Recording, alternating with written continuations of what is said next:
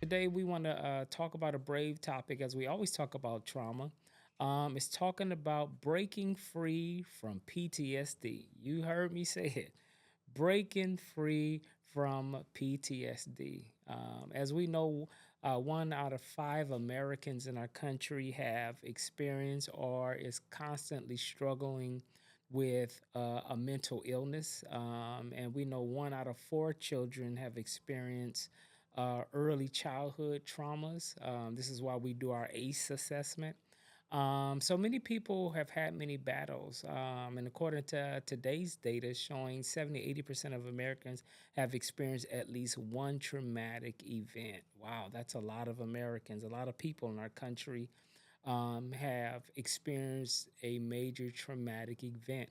One thing right now that's I like to think of this show being a very relevant podcast is right now we have fires going all over in California. And in the LA area, fires, neighborhoods have been totally damaged or destroyed.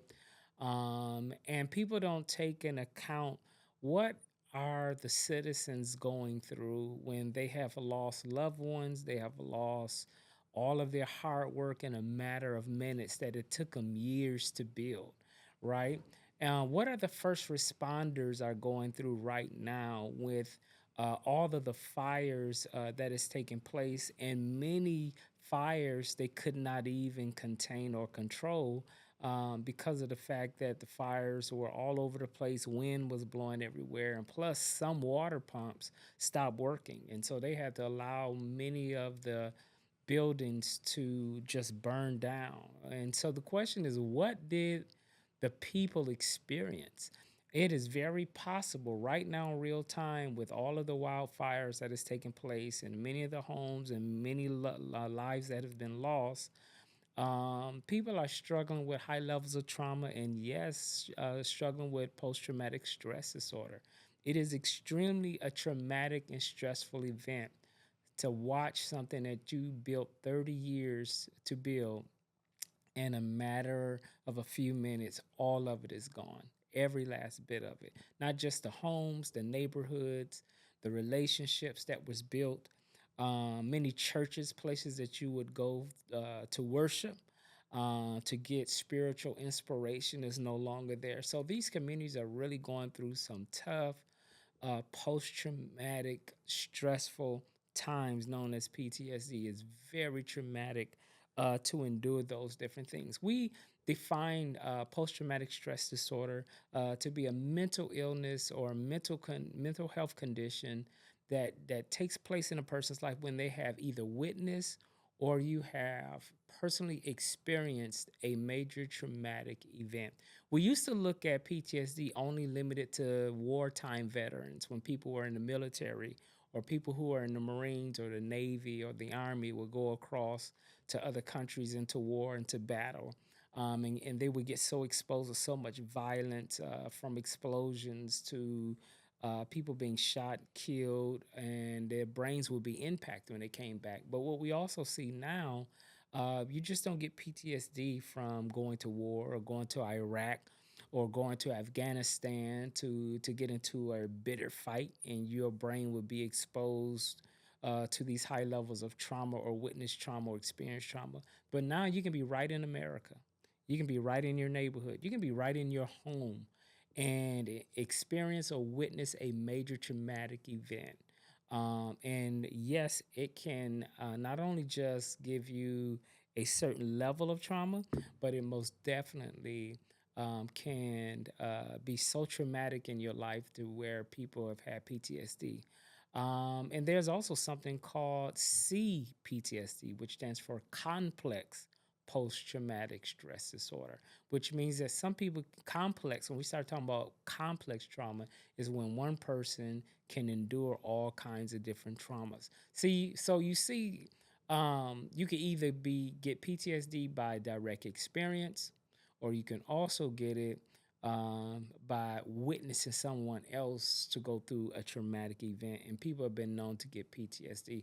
It's also been known for children to get post traumatic stress disorder when they have been exposed to high levels of trauma at very early age.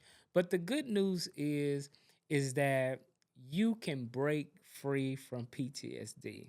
You can break free from PTSD. And how do you break from PTSD, Dr. Hood? I'm glad you asked me. One of the great ways how you can break free from PTSD is you got to have some steps that can help to help you cope with the traumatic experiences that you've been through, and also sometimes to even help you to rewire the brain to learn new habits and to adapt to change of life. I always say in my work, you can't change your life until you first heal your brain. So how do we do that? How do we bring healing to the brain? How do we get into a space of not just surviving but thriving? What are some steps, Dr. Hope, that I can do right now that can help me break free from PTSD? Well, I'm glad you asked me because number one, I want to tell you number one, always, always, always, always get some professional help.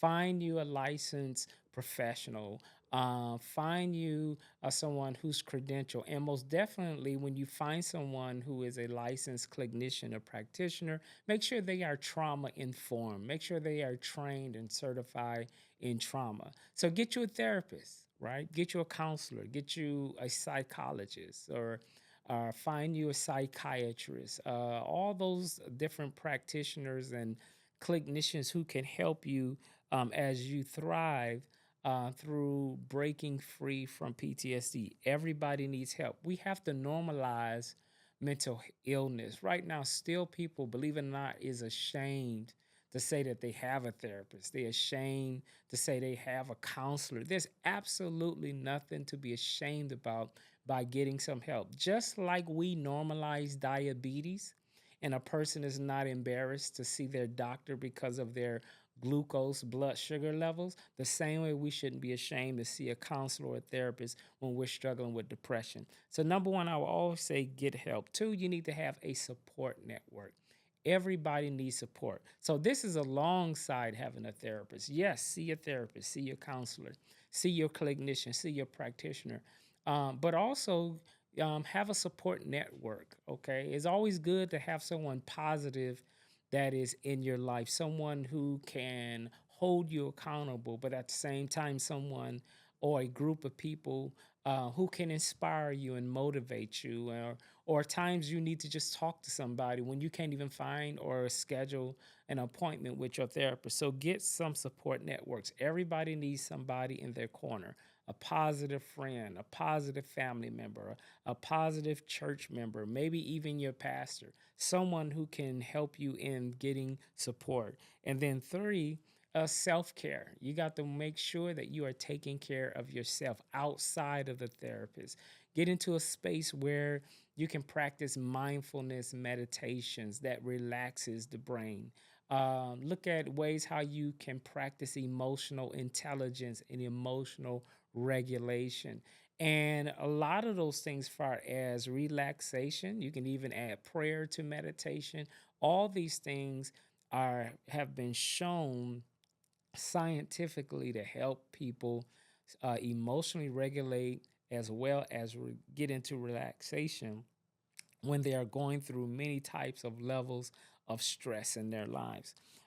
Fourthly, I would say it'd be really, really good if you thought about healthy routines. You know, what can I do that's predictable, things that is normal, that brings normalcy in my life that will help you with thriving with those type of PTSD symptoms. Because when you have trauma in your lives and you have PTSD, we're known to one sometimes dissociate, which means we have trust issues, so we shut down on people, or we show levels of avoidance because of fear. So you isolate yourself and you find yourself living and operating in a siloed manner. You have can have nightmares. You can have triggers of where your hippocampus and your brain just start reliving those things again. So these things are very important that we have steps to break free from PTSD. And fifthly, set some realistic goals.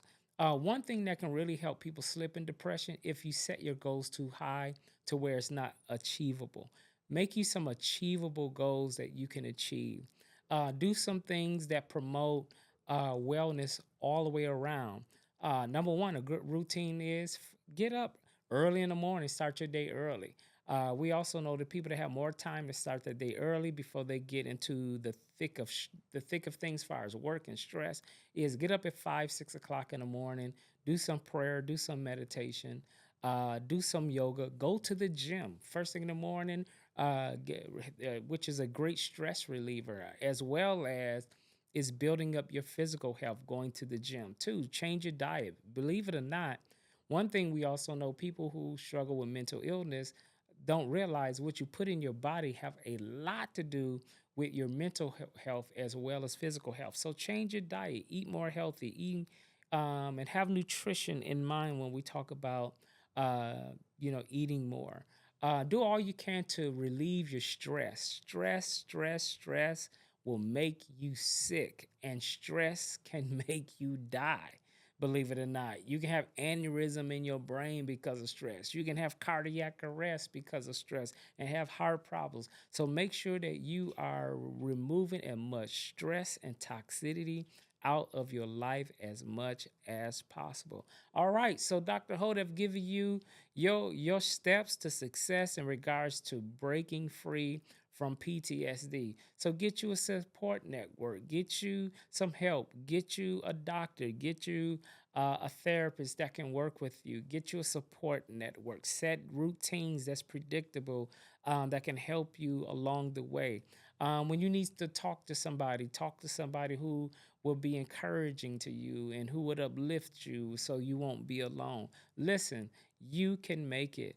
As the good book says, that we can transform our lives by the renewing of our minds. So if we began to work on ourselves, work on our mind, you can thrive. You're more stronger than what you give yourself credit for, and it starts today. So I want to wish you a happy new year, because I can see in your future that you look a whole lot better than where you are right now. I'm out. Dr. Hope, have a wonderful day.